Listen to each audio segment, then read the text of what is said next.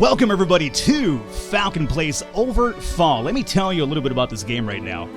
I took this out for a spin last night to get accustomed with the controllers and the mechanics, so I'm not over here on video stumbling around like an idiot and being like, oh, how does this work? My 20-30 minute venture turned into like a 2-3 hour endeavor. What Overfall entails is a CRPG with what I have to imagine has to be a really strong influence by the Romancing Saga series. If you're familiar with the Romancing Saga series, you'll probably be able to note that once we get in game over here. Not only the art style, which is really beautiful yet very non-conventional, but also the leveling mechanics are really reminiscent of something like Romancing Saga. Overfall is going to be, I think the bread and butter of this game is going to be this right here, the story builder. Once this actually hits the hands of the audience, which should be sometime in late February, you guys are going to be able to come in here and make your own stories from scratch. You'll be able to come up with a scenario that, you will engage over here, and then that scenario is going to have different outcomes, and then some of those outcomes will branch off to other outcomes, so on and so forth. As you can see over here, it's this whole web of little stories over here that's going to be available to the public. So if you guys do pick this up and you want me to check out your story, definitely let me know about it, and I'll probably definitely take a look at it over here. So, as we start off over here, we have two classes available from the start. We have a warrior, fighter class, and we have a cleric, if I'm correct, over here. As you proceed through the game, there's going to be tons of unlockables. So, for instance, right now, we have monks, we have guardians, we have druids, rogues, rangers, wizards, warlords. But, as you can see right now, we haven't unlocked any of these right now. You have made it through the portal and back into your home world. I can't believe my eyes. You're them. It's been 3 centuries since you entered that portal, and now you're back. Right now we have two options, though. We have 3 centuries have passed. How? Who are you? Let's go with this first one right here.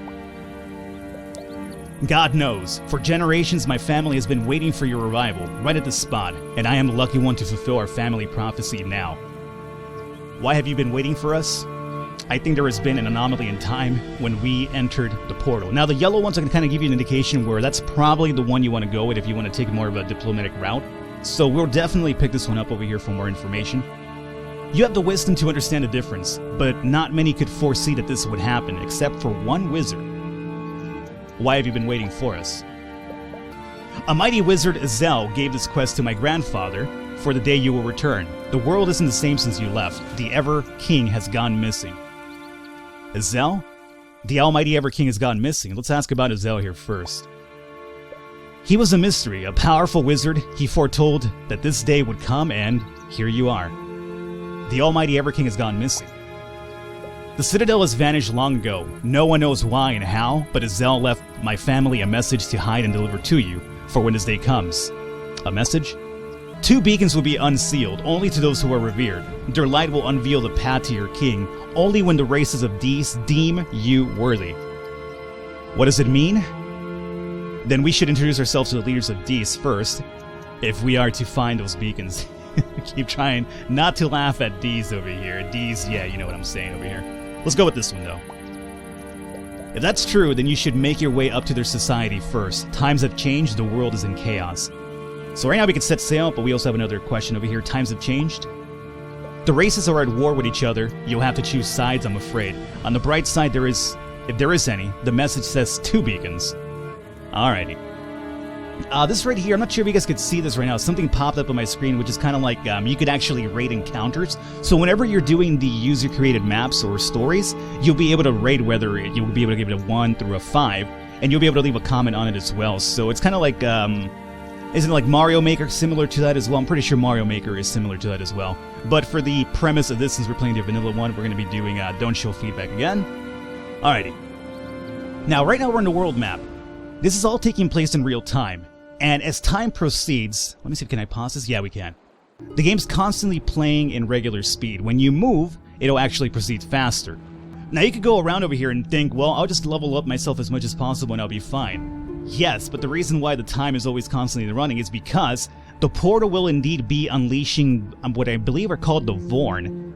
And this timer over here is going to be slowly filling up, and the more time you take out on the map, the more this will fill up and more Vorn will be able to take over the entire world over here. They'll become stronger, and it's kind of like a race against time in a sense where you have to measure whether you want to level yourself up faster or if you'd rather not deal with the Vorn later on. So, for now, let's get underway over here. We have an island over here which contains an inn. I really don't want to go there right now, so I'm looking for just a random quest. All these boats over here will be completely interactable with. They'll have different type of things. Ooh, this guy left some loot here for us as well. Yes, there's a little bit of a pirate mechanic as well, which I do enjoy. And we got 5 fragments for that. We'll talk more about these things right here in this map, more than likely. Oh, good. Yeah, this is a great start. This is a great start. Let me tell you right now, the combat, you want to avoid situations like this. You'll be able to build your party up to 4 individuals, but that takes a little bit of time. So being outmatched by numbers is going to be really, really difficult early on. So this is like a terrible scenario for us to start off with right now. We don't know what happened, Captain. Probably hit his head to a rock or something. Hey, something wrong? The orc with a funny impression on his face turns to you smiling. Work. The others explain the situation. See, he's like this, repeating the same few words over and over again whenever he goes for something. Oh, that's too bad. Hope he gets well by, or maybe we can communicate with him. Alright, let's give this a try. I feel like we should probably run in case it turns into a bad scenario, because 4 against 2, we don't really have the odds over here. But let's give this a try. They let you give it a try. Something need doing? Zug Zug! He answers you back as the others watch you impressed. Okie dokie. Okay, we know what happened. They ask with all their curiosity. He's become a peon. He'll keep working relentlessly for the rest of his life. Well, sure, I can use an extra hand. Thanks, humans. Dabu.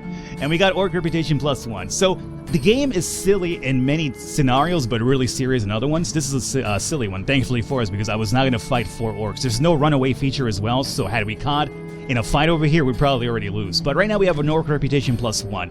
And that's what you're trying to do overall. Just get your reputation up with different classes over here, so you get their blessing and you'll be able to unlock the ultimate path over here. So, we've done that. These boats over here, this is an adventure ship. They're on an epic quest. If we go over there, we'll probably be able to meet them. Orc ship as well, they're on a spying mission. Now, you could also go ahead and be like a complete bad guy about this. This is, oh my god, these are the Vorn, they're chasing me already. No, that's fine. You could go ahead and burn that city down, whatever. The Vorn are going to be really, really tough fighters, and these are the ones that are popping out of that portal we talked about, and they're going to be giving chase and destroying the entire world as you proceed over here, so you have to really keep your eye out for them. You witness a pirate group cornering the innkeeper. He looks distressed. They turn around as you walk in. What are you looking at, scum? Can't you see we are busy collecting? Or maybe you came to pay your debt to us as well. We were just leaving. Pay them 4 frags, you don't want any trouble. Defend the innkeeper. That's 4 dudes over here, man. That's 4 dudes over here. You know what? We're just leaving after all. Ha, landlubbers, go take a long walk off a short pier. I will gladly do that. I'm not going to fight 4 dudes.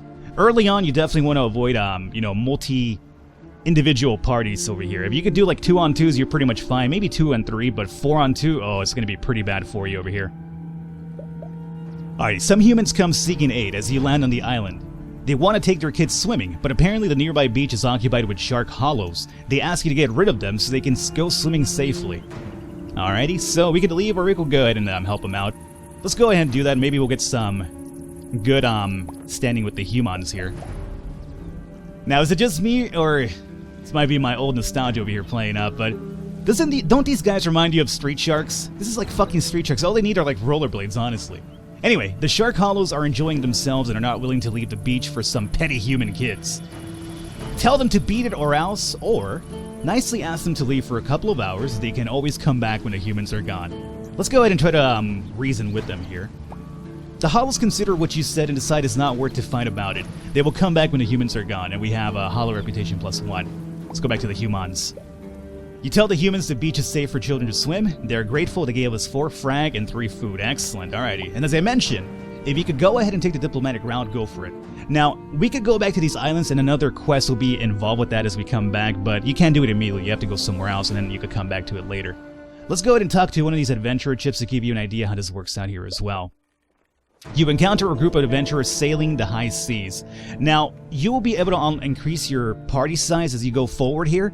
You have to unlock different classes to do that, however. I think I've unlocked a warlord and a shaman, if I'm right.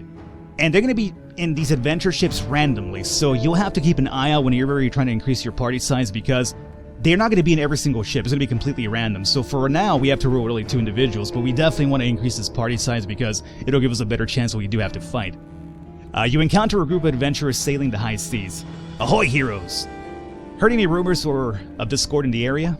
And these guys will give us like a random quest, probably human related. Yeah, aiding humans quest added. The sailors mark an island on your map.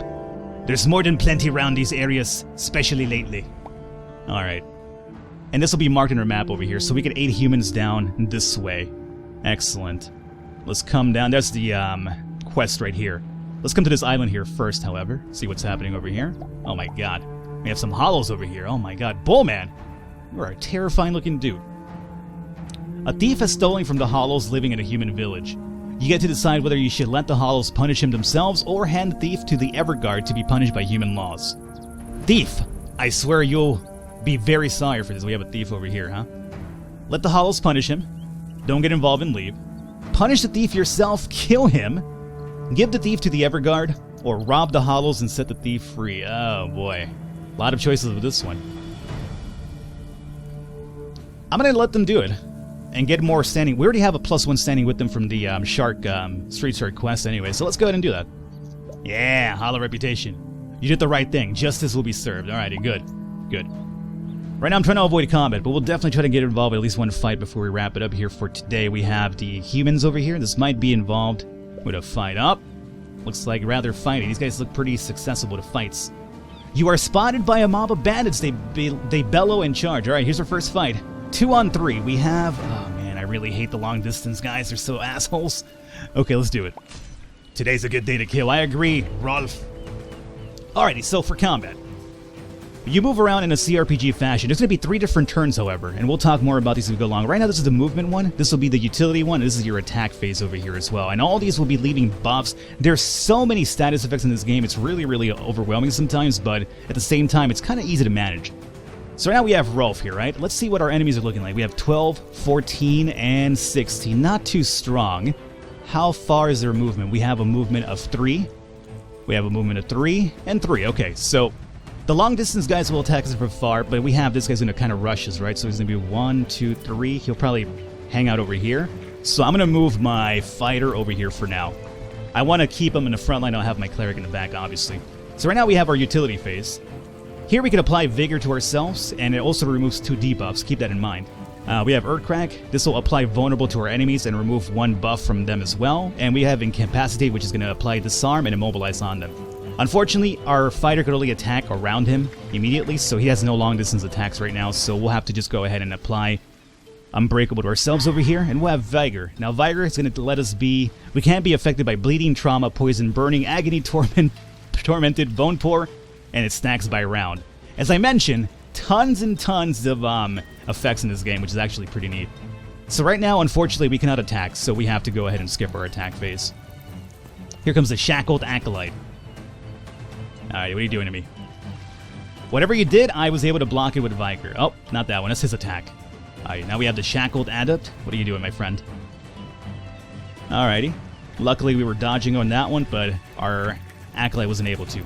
So the Acolyte does have a few long-distance attacks, as you can probably imagine. I could also pull this guy to me and heal him. So if he's far off and I want him near me, I could just go ahead and cast this spell. It only goes in a flower pattern, though, so it doesn't matter as long as he could be all the way over here, and I'll be able to pull him over here. I'm assuming there's nobody in the path as well. But right now, we don't have to heal anybody, so I'm going to move down to here and start attacking this Adept if we can. And we'll also try to buff ourselves here. We can apply Regeneration. This will be the spell, and this will be Scream. Fear's going to be really useful for the Cleric if you want to get some area around yourself freed up. But for now, we'll do Numbing Light on... We'll do it on our fighter because he's going to be the one kind of charging in pretty soon here. And now we can do an attack. We can do Wave of Light. I'm going to go with Retribution, though. Deals 4 damage and applies a Confusion at a 75% chance of success here. So let's see if we can confuse this guy here for a bit. We definitely did. Confusion. He's going to now skip his utility phase on the next turn around. So that's pretty good. Oh, I got healed. Got healed by this guy. Alright, luckily our fighter's next. Now with our fighter, we could jump over here with Heroic Leap. And if we jump over here, we'll be able to damage both of them in 1 turn. I normally like to save that whenever people start running away from you. The fighter doesn't have too many movement spots, so it's probably better to save that for then. But these guys are relatively weak, so I feel comfortable with just going and doing a jump over here. Get some damage happening. Let's go ahead, and what we want to do is probably disarm and immobilize this guy, since he's already kind of weak. So assuming this land, and it did, he won't be able to attack next turn, and he won't be able to run, so our Cleric should be able to get a good hit over here.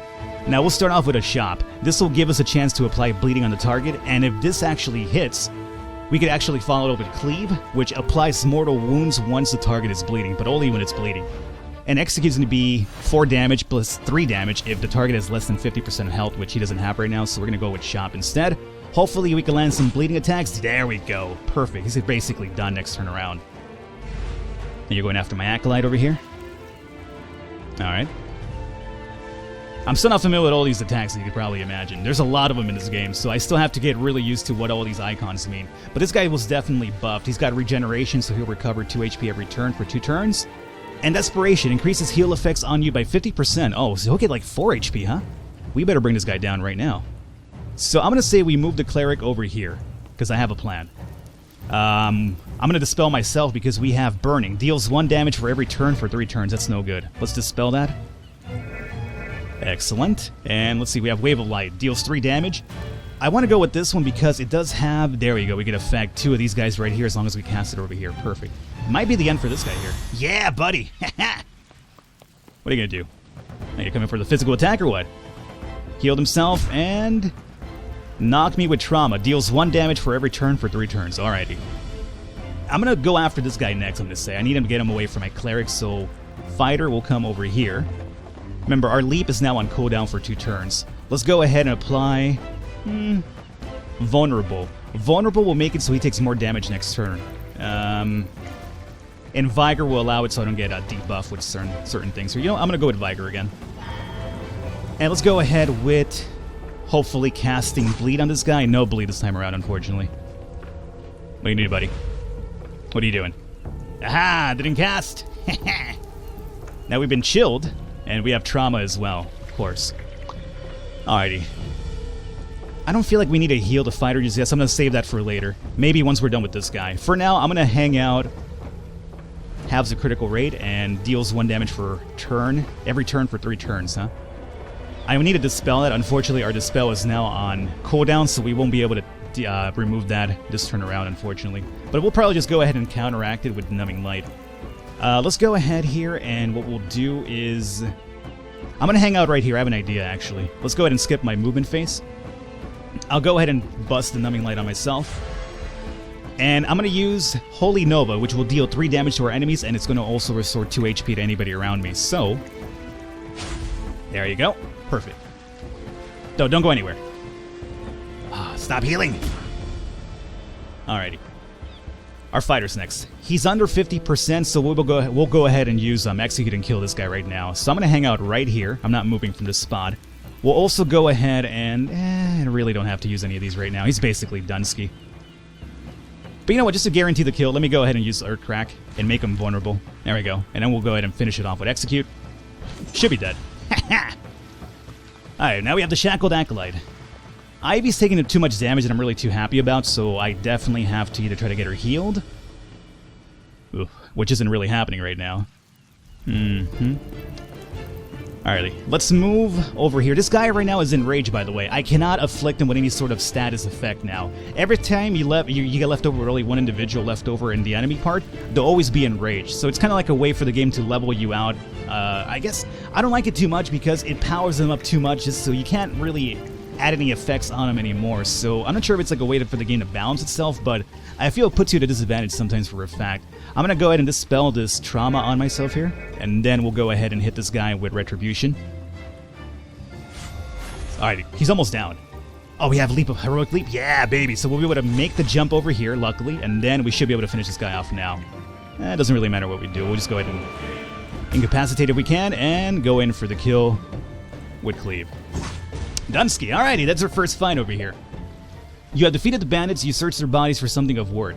So we got 2 dust, and we got 3 food, which is great because we need to heal her up now. But now let's see if we got any stats over here. So the Romancing Saga leveling system comes into play over here. You do not get experience like you normally would in an RPG game where, you know, you get a certain amount of experience, you level up, stats go up. Over here is going to be completely random, so let's see what we drew. Rolf gained Cocky, increases accuracy by 7, crit chance by 10%, and decreases evasion by 10 when HP is full. And we also have Ralph gained Steady, increases accuracy stat by 4. So it's going to be completely random. Luckily, we got a lot of accuracy boost over here, so that's going to be pretty decent. Alrighty, return to our ship and set sail. And with that, guys, I do believe this is the perfect time to wrap it up here for the first episode. I gave you a good idea how the diplomacy works and how the combat works as well. Really fun game. Stick around for the next episode. Should be up pretty shortly. I'm going to record quite a few of these here today because I'm loving this game, and I hope you guys are as well. If you're interested in it, description below should have all the necessary information if you want to keep your eye on it. Comes out later in February, I'm pretty sure. Hope you guys enjoyed it. Leave a thumbs up. I will catch you next time.